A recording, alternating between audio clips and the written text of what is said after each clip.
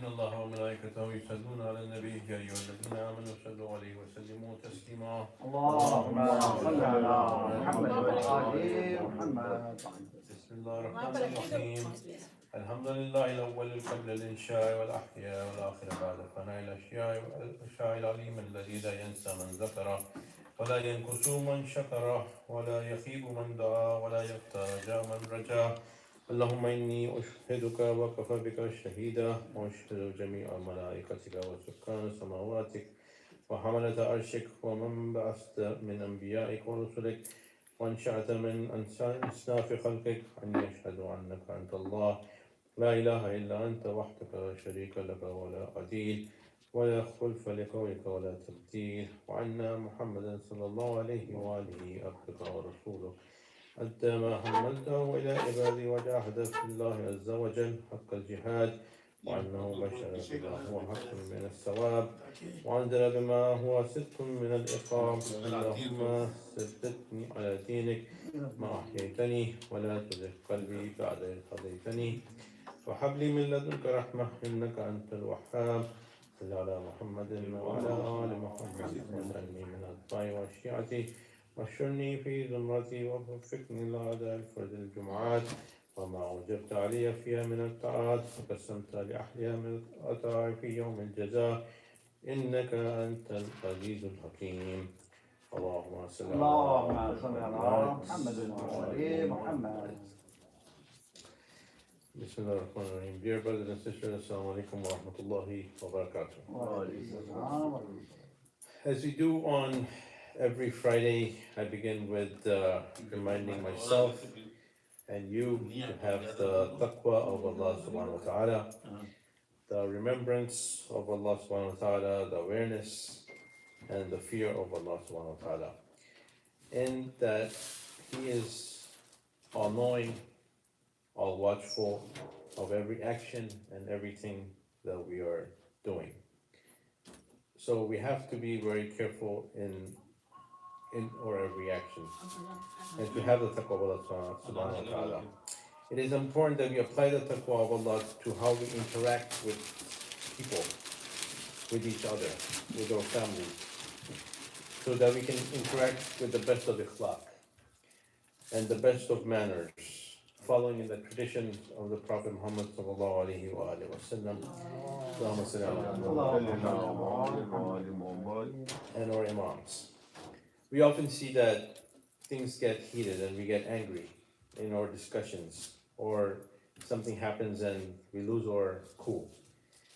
And with each other, or with our family members, or this happens a lot in the house, maybe with our wives, with our spouses. But we have to be careful, because this is, even though we get caught up in the moment, and the shaitan is always there to fire the flames, right? To fan the flames, basically. And we forget that Allah subhanahu wa ta'ala is watching us. And we give in to our emotions, and we act, and then we later regret it, but it's too late, right? It's like, somebody gave the example, when the toothpaste comes out, you can't put it back in. Whatever comes out your mouth, it's like you let go of the arrow, and now there's no returning it. So it's unfortunate, but at that moment, if we are careful and we have the taqwa of Allah subhanahu wa ta'ala, and we are careful and we keep calm and collected in every situation and every interaction that we have with each other, whether it's our household, whether our children, whether it's with our elderly parents, we have to have the taqwa of Allah subhanahu wa ta'ala in those moments so we can control ourselves. And what is the result of that? We can literally, either our actions or words that come out of our mouth can literally either bring somebody closer to Allah subhanahu wa ta'ala, or can drive somebody away from Allah subhanahu wa ta'ala, especially the children, or kids.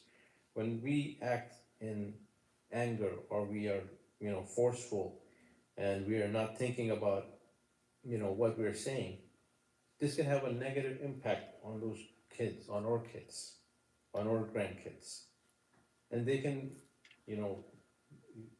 or from the shaitan, of course, always, whispering in the ears, can bring them away from Allah subhanahu wa ta'ala. And of course, we don't want that, right? We don't want that our action, something we said, would bring somebody or kids or somebody else or even a co-worker. We represent Islam in everything that we do. We're a representative of the deen of Allah subhanahu wa ta'ala. So we have to be careful in how we behave to have the taqwa of Allah subhanahu wa ta'ala so we don't drive somebody, unfortunately, away from the deen. That's the last thing that we would want and be held responsible for that because we will be questioned about that. So again, be mindful of always what we say, how we say it, be positive, be generous, and have a forgiving attitude.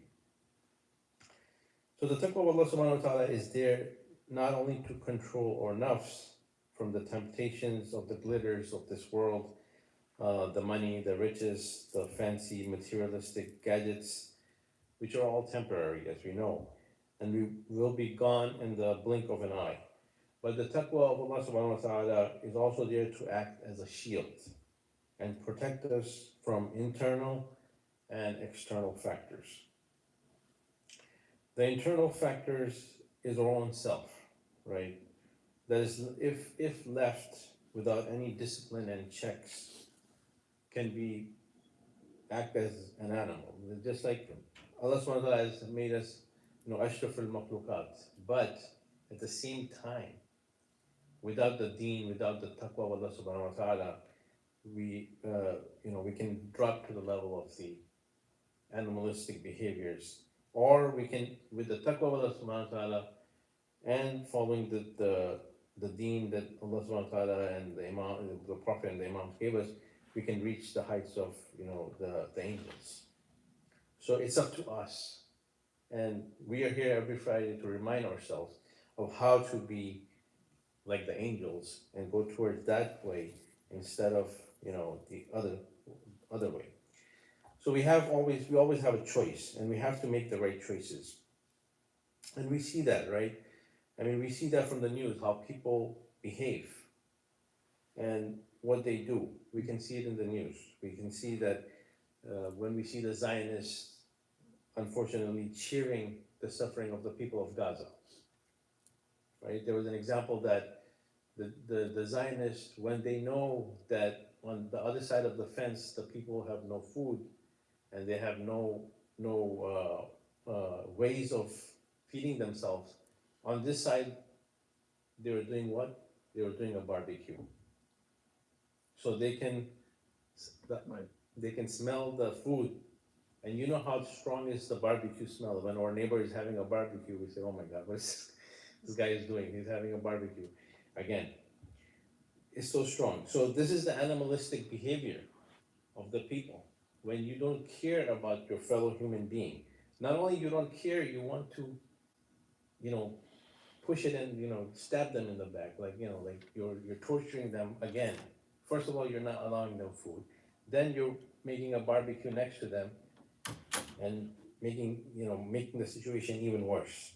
So this is the animalistic behavior of what can happen when you don't have the taqwa of Allah subhanahu wa ta'ala.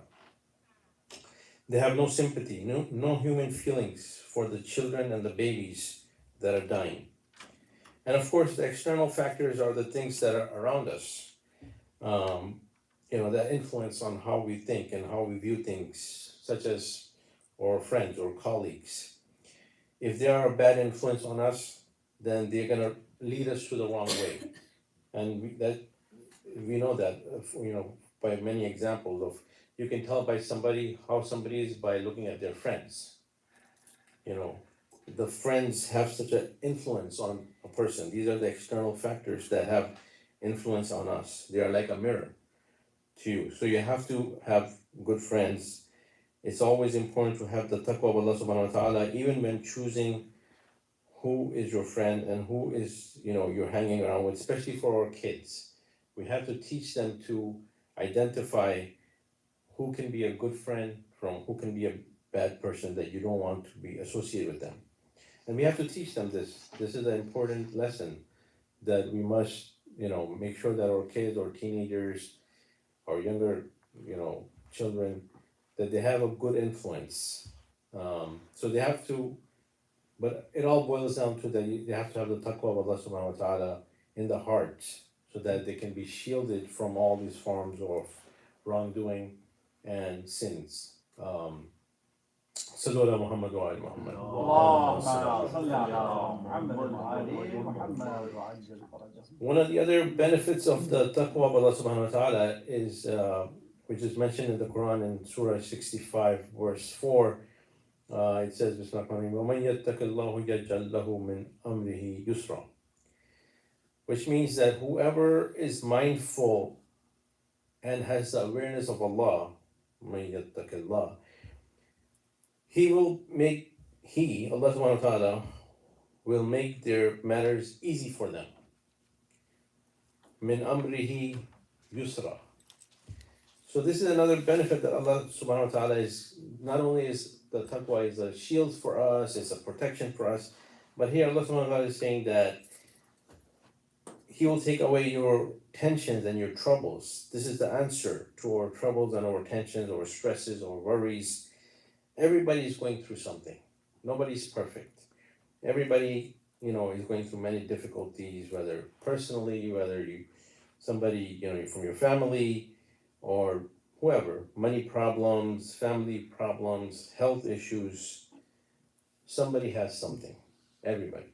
So we're facing some type of problem that we need relief from, or somebody to help us. Some stress and anxiety that we need to be alleviated. So Allah is saying here that, with the taqwa of Allah subhanahu wa ta'ala, if you have the taqwa of Allah subhanahu wa ta'ala, then Allah subhanahu wa ta'ala will help us to remove these problems, will help us to make the difficulties go away, make things easy for us. But all what we need to do is to remember Allah subhanahu wa ta'ala in everything that we do. We need the help of Allah subhanahu wa ta'ala to manage our problems, so they can be solved. And sometimes the burden of our problem is very heavy and we struggle with it. But this is exactly when we should turn to Allah subhanahu wa ta'ala, especially in these times when we know that we feel helpless. We see what's happening on that side of the world, and we are over here helpless. Like, we cannot do anything. We want to do something, we want something done, but at the same time we feel helpless. So this is the time that we have to turn to Allah subhanahu wa ta'ala and have the taqwa of Allah subhanahu wa ta'ala, so He can remove those worries. And when we rely on Allah subhanahu wa ta'ala, who has the power, as we know, of kun fayakun, right? He does not need to do, some kind of labor to make your problem go away. He says it and it is. So when you know that the power that you're worshiping has that, ability, then why not, make your du'as to Allah subhanahu wa ta'ala, and make sure that you always have the taqwa of Allah subhanahu wa ta'ala, so your troubles disappear and your problems are solved and your health is cured and your, all your worries and tensions are taken care of. But at the same time, what is needed from you is to come to the Friday khutbahs, come to do your daily 5-time daily namaz, recite the Quran as much as you can, do the zikr of Allah subhanahu wa ta'ala, do the tasbih of Allah subhanahu wa ta'ala, do the istighfar of Allah subhanahu wa ta'ala, especially on days like Fridays and Thursday nights. All these things, all these actions strengthen or resolve in our taqwa in Allah subhanahu wa ta'ala and our remembrance of Allah subhanahu wa ta'ala, so that we can, have our problem solved and have all our worries taken care of, as He has promised to do, in this verse and so many other things. So may Allah ease our tensions and take away the stresses from our daily life. Sallu ala Muhammad wa ali Muhammad. اللهم صل على محمد وآل محمد. One of the best ways to increase our taqwa is to remember death, as we always mention on every Friday. And as the Quran says very clearly, كُلُّ نَفْسٍ ذَائِقَةُ الْمَوْتِ, right? Very simple verse. Everybody knows it, that every soul shall face or taste death. Nobody can ignore it. We cannot ignore it. We cannot run from it. We cannot escape it. Death is chasing us as we speak, as we move on with our daily lives. It is something that is always permanently there. And our life is temporary, just like we can think of the example of a rented apartment. One day you have to leave it, right? It's not yours, it doesn't belong to you. You have to empty that apartment. And just like an apartment has a lease, right? We know that. So the lease of our life was written even before we were born. And that is done and set from day one. And of course, we don't know the time of it, we don't know the day of it, we don't know the place of it. But it is a done deal, it's already set. And we know this, at least we know that it is set. And no matter where we live today, whether we live in a small house or we live in a huge mansion, we have, multiple houses, multiple properties, acres of land, it does not matter. At the end of the day, when that lease is up, when that time is up, everyone will end up in the grave. We all know this, with the same dimensions, right? Nobody is going to have a bigger, more beautiful, you can't set precedent. Well, maybe you could. You can reserve the land for yourself, which is maybe a good idea to reserve a piece of land in the cemetery for yourself and your family. But at the same time, it's all the same dimensions as set by the state of New Jersey or whatever state you wind up in. So, and we always have so many examples around us, right? We've seen the news from Gaza or from wherever, from the floods of Pakistan, that is not hidden from us. That is all around us. It's always speaking to us from the news channels. And some of you might have just heard this past week that there was a young 27-year-old Pakistani doctor who was here to do her residency, and she needed a liver transplant.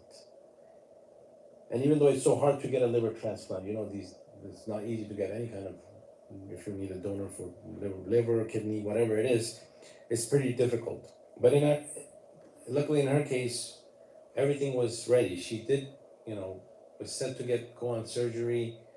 Everything was prepared, but just half hour before her surgery, she passed away. And this is the reality of life. No matter what your age is, 27-year-old or 67-year-old, it does not matter. It does not differentiate whether you're 5-year-old child, as we see so many children in Gaza, but it doesn't matter. So it's not up to us the time of death. We can prepare as much as we want. Of course, her family tried so much to get to that surgery, but they could not save her. That even all those efforts were not worth it. But in any case, it's a lesson for us. It's a lesson for us. It's a lesson. It's a reality. It's a reminder that death is there, and we should do something about it. We should prepare for it, right? So we have to have the taqwa of Allah subhanahu wa ta'ala and do something to prepare for the next world, which is the world that we will be forever. And one of the ways that we can prepare, as I gave this example before, is to recite Surah Mulk every night before going to bed. There's many tradition and hadiths about several surahs, but one of the compact ones is Surah Mulk. Right? It's something very easy. This is from the traditions of our imams, that if you recite Surah Mulk every night, it'll be there to protect you in your grave. So this is something that we can practically do. People say this question is like an open-ended question. How do you prepare for the next world? Well, here it is. Yeah, this is something practical. You can do this every night. It only takes a few minutes. Instead of being scrolling on our phones, we can recite Surah Mulk. And that by that way we will be doing something to prepare for the next world. Like, if for sure we want, that's what we want to do, then we have to take some action. And I also like to mention that in Surah Mulk, the first two verses are actually very powerful. What they are saying, if you look at it, it says, "Bismillah ar-Rahman ar-Rahim, تبارك الذي بيده الملك وهو على كل شيء قدير الذي خلق الموت والحياة ليبلوكم أيكم أحسن عملا وهو العزيز الغفور." So it's basically talking about, maut, death, in the worst, in the beginning, right in the beginning. Allah subhanahu wa ta'ala is saying, "Blessed is the one in whose hands rests all authority. تبارك الذي بيده الملك وهو على كل شيء قدير." And he is most capable of everything. He is the one who created death, خلق الموت والحياة, who created death and life in order to test you. Which of you is the best? أيكم أحسن عملا, is the best in deeds, in actions. وهو العزيز الغفور, and he is the Almighty, the All-Forgiving. So, this is again, Allah subhanahu wa ta'ala is clearly in this verse telling us that he created, the purpose of life and death is to test us, to see who is the best amongst us in our actions, in our amal, in our deeds, in our actions, in what we are doing. Here we circle back to having the taqwa of Allah subhanahu wa ta'ala.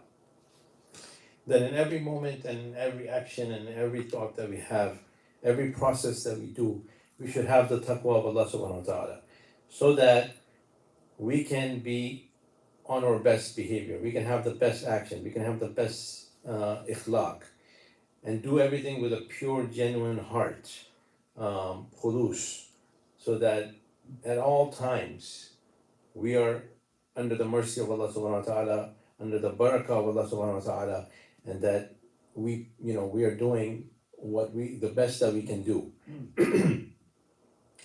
So, and this is also there to help us, not just for our afterlife, but in this life as well. As I said before, that with the taqwa of Allah subhanahu wa ta'ala, Allah subhanahu wa ta'ala takes away our worries, or stresses, or difficulties, and all our problems. And so there's so many benefits that we get from just having and observing the taqwa of Allah subhanahu wa ta'ala, but we have to take action, we have to take some steps. It's not just a passive thing that you can just, it's gonna come to you and you just sit there. No, we have to do some things. And one of the things that you guys, we're already doing is coming to the Jummah. That's part of it. That you are here, I'm here. We're reminding ourselves of how to be better, how to improve, how to make Allah subhanahu wa ta'ala happy with us, with our amal. As Allah mentions in this verse, that he created life and death for this very reason. So this is, what else do we need? What else do we need to understand? That this is the purpose of life. And of course, this also prepares us for the coming of our Imam Mahdi alayhi salam.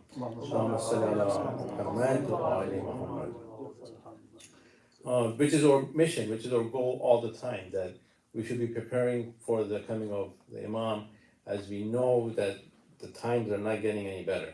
It's just spiraling downwards with the current events. Every time we turn on the news, something else is happening that we kind of look at it and we're like, it's never good news. So for that very reason, we have to, of course, make sure that we are trying to prepare for the coming of the Imam, that we are trying to ready ourselves with the taqwa of Allah subhanahu wa ta'ala, that when the Imam comes, we're not like caught off guard, or we're not in a situation where we don't respond, where we look the other way, God forbid, or children or families, that they, disregard the coming of the Imam. And this is, the worst thing that could happen ever. But and the imam, of course, is waiting for us to be ready too. Like, what situation, what level of taqwa are we in? Is the ummah in? Is the ummah even acting like an ummah? Which currently, unfortunately, it's not.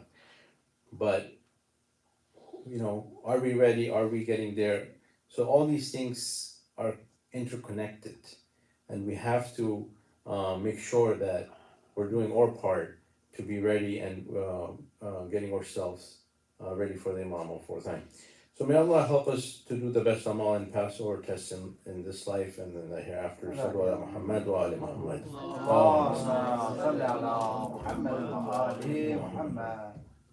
So, brothers and sisters, today is the 10th of Rabiul Thani, uh, which coincides with um, the happy occasion of the birth of our 11th Imam, Imam Hassan al-Askari alayhi salam. اللهم صل على محمد وآل محمد. In some calendars, they start on the 8th of Rabiul Thani, so there's maybe some leeway there. But in any case, it's a happy moment to reflect on the life of the 11th Imam, the father of or the Imam of our time, Imam Zaman.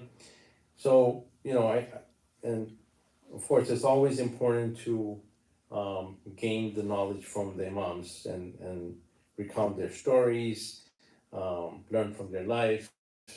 Their lives are full of knowledge, full of information, full of treasures that we should take, that we should apply and teach our kids, because that's what they're there for. And it's especially on these occasions when it's their birth or their wafat, these are the important days that we can um, uh, recount their stories and learn from them.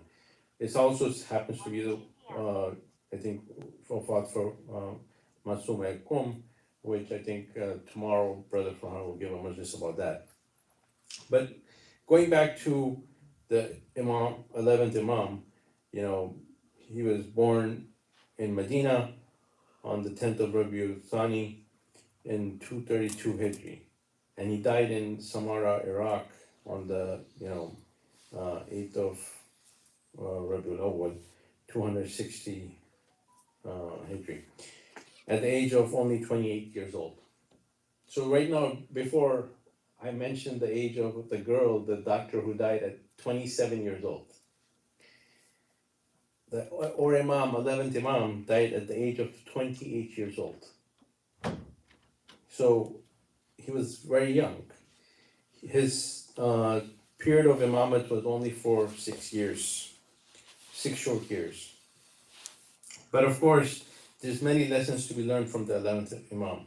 I'll just mention one of them because of the shortage of time, and you know, I think tomorrow the kids are preparing something for the talk about the Imam as well.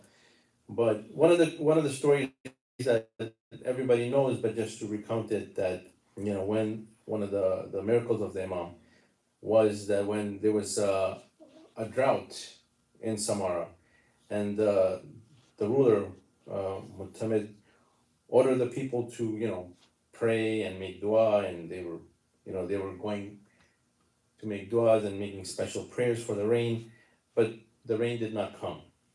For days, for 3 days, the Muslims, they prayed, all their, the leaders of the Muslims, the ulama of that time, they tried to pray for the rain, but the rain did not come. But then a Christian monk, or a monk, I don't know if he's Christian, but anyways, came forward and devoted, some, prayers, and stood outside and raised his hands in the sky, and his prayers got answered and the rain started to come. So this, of course, confused the people and shook their iman, right? They were like, why, or Muslim, we're praying here, for the rain for all these days, nothing happened, and this guy comes and he prays and the rain comes. So their iman, the shaitan, of course, is always playing games, and that's one of the things he was doing at that time. that the rain came and it shook the iman of the people, and they started to ask questions, and there was fear, the rumors started spreading, things starting to go out of control, that what's going on, even the ruler of that time, the Zalim ruler, could not answer, and he gathered his clergy, his people, and they could not answer the question, what's happening, why this man's prayers were asked. So of course, as is the tradition of those Zalim rulers, when they don't know the answer, they go to our imams. Since day one, they've been doing that, right? Like when they can't figure it out, they go to the imam to find out what happened. So in this case, the same thing happened, that the ruler of that time, the Zalim guy, he asked the imam, to come and explain what happened. And the monk appeared before and raised his hands in the sky, and it started to cloud up and started to rain. Then Imam al-Askari told those that were present, his followers, to see what was he holding, what this monk was holding. And it became clear that that priest or monk was holding something in his hands, which was wrapped up in a cloth. And when he asked Allah subhanahu wa ta'ala by that, what it was he was holding, the rain started to come. So, the Imam had that taken away from him. And then when the monk, and then asked the monk to now again pray and ask for rain, but nothing happened this time. So clearly something was, and it was revealed, the Imam explained that it was because that what he was holding was a bone or some kind of a bone from one of the prophets of Allah subhanahu wa ta'ala. And that's what was making it rain. Like, Allah subhanahu wa ta'ala, because if you pray by something that's like, ayat of Allah subhanahu wa ta'ala, then definitely Allah subhanahu wa ta'ala accepts that. So for that reason, that's why it was raining. It wasn't some miracle by that priest or that monk. So, and then again, the Imam himself was able to lift the doubts of the people and make them come back to the faith. And after this, the Imam himself spread the prayer mat and performed 2 rakat of prayer and lifted his hands for prayer, for rain, and definitely the rain started to come. So the Imam's prayers were heard by Allah subhanahu wa ta'ala, and the rain fell, and the land became fertile, and the crops started to grow. And of course, in recognition of this service, the Imam was allowed to leave the prison, which was where they got him from, in Baghdad, and then placed in house arrest in Samarra. But he was still not allowed to go to Medina. So, the Imam, basically, this was one of the miracles. All our Imams had certain miracles that they displayed, that they, that they were showing the people of the taqwa of Allah subhanahu wa ta'ala, of the importance of the faith, of the deen, and trying to get them away from the confusions that they were in. And Imam Hassan al-Askari definitely, in his 6 years, definitely, did all that he could to prepare the people for the coming of his son, Imam Mahdi alayhi salam. That was his main mission and goal, that how will these people who are doubting the Imam because one person prayed and the rain came, how are they going to be ready for the Imam of the time? This is a great challenge. And this is the great challenge even for us, because from these stories we have to extract and apply them to today. Will we accept the Imam of our time with all the things that are going on? People are being fooled, people are being distracted by the AI, by this, by that, the power of the money. Are they gonna leave their luxuries and go and help the Imam of our time? This is the question that we have to answer, and this is what we have to get ready for. So may Allah subhanahu wa ta'ala allow us to gain the marifat of for Imam Hassan al-Askari and his son Imam Mahdi al-Islam, and may Allah subhanahu wa ta'ala allow us to be with our Imam as soon as is possible. So, brothers and sisters, we have to seek forgiveness from Allah subhanahu wa ta'ala, especially on Friday when the doors of mercy are wide open. The most truthful book is the book of Allah subhanahu wa ta'ala, and the best sunnah and the best guidance is the sunnah and guidance of the Holy Prophet sallallahu alayhi wa sallam. Bismillah ar-Rahman ar-Rahim. Wal-asr, inna al-insana lafi khusr, illa alladhina amanu wa amilu as-salihat, tawasaw bil-haqq wa tawasaw bis-sabr. اللهم صل على محمد وعلى محمد. اللهم صل على محمد وعلى محمد. اللهم صل على محمد وعلى محمد. بسم الله الرحمن الرحيم. اللهم صل على محمد وعلى آل محمد كما صليت على إبراهيم وعلى آل إبراهيم إنك حميد مجيد. اللهم بارك على محمد وعلى آل محمد كما باركت على إبراهيم وعلى آل إبراهيم إنك حميد مجيد. السلام عليك يا أيها النبي ورحمة الله وبركاته. السلام عليك يا أمير المؤمنين علي بن أبي طالب. السلام عليك يا فاطمة الزهراء سيدة النساء العالمين. السلام عليك يا سيد الشباب أهل الجنة إمام حسن وإمام الحسين.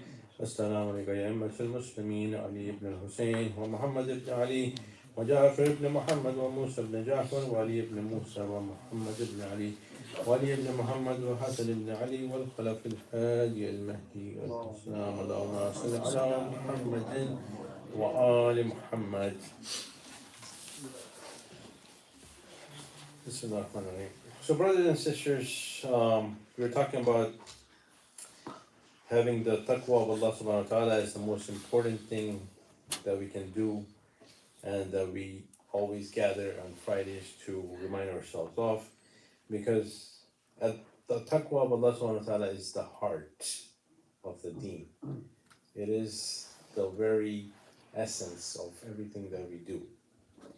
Everything emanates and goes out from having the taqwa of Allah subhanahu wa ta'ala. It is like the nucleus of the cell. So it should be, or core.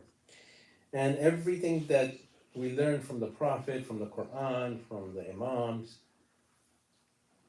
points us to that direction, to have the taqwa of Allah subhanahu wa ta'ala. And again, we learn from the Imam so much that we are blessed for the happy occasion of the birth of our 11th Imam, whose life we must study and gain the marifat from his teachings, his lessons, and also teach our kids and teach our younger generations about the Imams, about their stories, about their lessons from their life.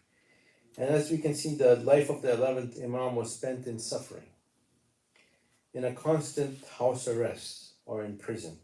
His short life, he lived 28 years old. The rulers of that time, the Zalim, was always afraid of the truth. They knew that they were afraid of the coming of the 12th Imam, and they wanted to make sure that they can do everything to prevent the coming of the 12th Imam. They wanted to make sure that they sent out spies, and there were women spies who were seeing which baby is born in which house. Similar to the time of when Musa alayhi salam was born. When the Fir'aun, he sent out spies to see which baby is born and kill any baby boy at that time. And he killed so many thousands of, unfortunately, babies at that time. But the promise of Allah subhanahu wa ta'ala still was kept. And just like Musa alayhi salam was saved, he was born, he was saved, he was raised.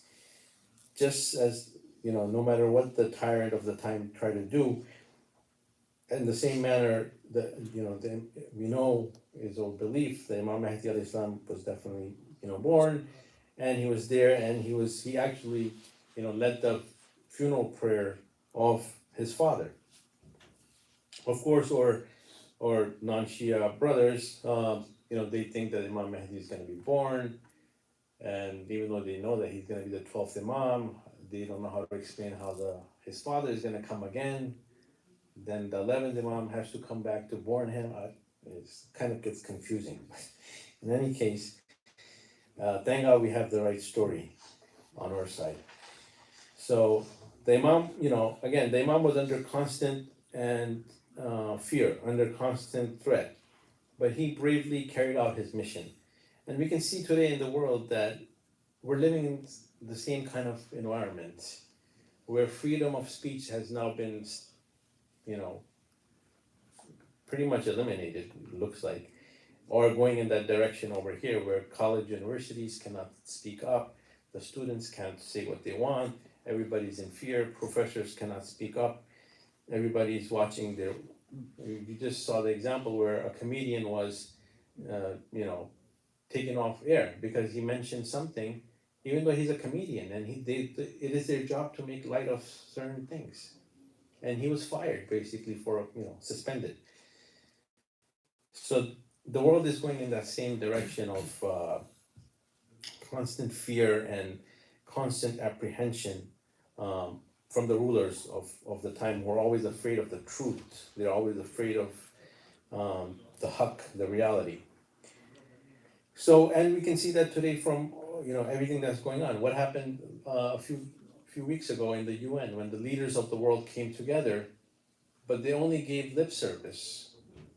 Everybody spoke about Gaza, but nobody did anything. It was like, it was just lip service. Nobody actually did anything except express, oh yeah, this is bad, this is so bad, we shouldn't do that. But that's about it. But who did do something? We saw that some people did do something. And who are those people? We should, at least acknowledge them and thank them. Because you saw just yesterday that the Samud flotilla, which was a group of, about 40 or 50 ships that were sailing to Gaza, and there was actually a Pakistani senator who was also on that, and there's videos of him being very courageous, risking his life and risking their life. They did something. They got in a boat and took this, 12-day, 15-day journey in the ocean, in the sea, which is very dangerous, and they face the danger that, even though knowing that they will be attacked, knowing that they will be stopped, and they were stopped. They were, all the boats unfortunately were taken over, and they were arrested, and they probably will be processed or whatever is going to happen. Hopefully they'll be released and they go back to their countries safely. Um, yeah, hopefully. But in any case, we learned from this that they did something. And this is the example for imams as well, that they did something. They did not just sit there in their house and only, stay quiet. No, they got up, they did something, there was some action. And this is what we have to teach our children and apply to ourselves, that we must do something. We cannot just sit there and do nothing. From the example for all our imams and or 11th imam, that they did something to even to put themselves in danger, whether they were in a house arrest or prison, they did not care. They did something to spread the truth, to raise the banner of Islam. And you remember the story of from Hazrat Ibrahim alayhi salam, that when he was thrown into the fire by the zalim of his time, Namrud, there's a story that there was a small bird that took some water and went and put the water on the huge flame, which was, everybody was, thinking that that's useless. And, even the shaitan or something of the story, I'm just paraphrasing, came and asked the bird, what are you doing? Like, the fire is like, so huge and your few drops is not doing anything. But he replied that it doesn't matter. He wanted Allah subhanahu wa ta'ala to know that he's on the side of haqq, he's on the side of truth, that he's doing something, even though the result might not be in his favor, but he was doing something to help the Prophet of Allah subhanahu wa ta'ala to stand on the side of the truth, to stand on the side of haqq. So we have to do our part. We have to learn from these examples. There are people who are risking their lives, that are risking their careers, that are risking their, students who are risking their degrees, and professors who are risking their careers as well, for the sake of the truth and for haq. So we also have to gain the strength to do something, whether you do something that you can, whatever you can at your ability. Donate, write to your senators, go to the protest, whatever it is, try to do it so that Allah subhanahu wa ta'ala can see that you are on the side of haq, that you tried whatever way you could, and in that sense. So may Allah subhanahu wa ta'ala allow us to be on the side of haq always and give us the strength to enjoy the good and forbid the evil. Let's raise our hands on the Friday when all the du'as are accepted. So may Allah subhanahu wa ta'ala protect the people of Gaza and all the people that are Muslim and under pressure, under a zulm, to alleviate their suffering and to punish the zalimeen wherever they are. And may Allah subhanahu wa ta'ala protect our children and the future generations and give them the marifat of the Imam of our time and be ready for the Imam of our time. And may Allah subhanahu wa ta'ala spread peace around the earth and send down the Imam of our time, Imam al-Zaman, and so that he can save us from all the trouble and take us towards salvation. بسم الله الرحمن الرحيم إذا جاء نصر الله والفتح ورأيت الناس يدخلون في دين الله أفواجا فسبح بحمد ربك واستغفر إنه كان توابا. اللهم صل على محمد وعلى آله وصحبه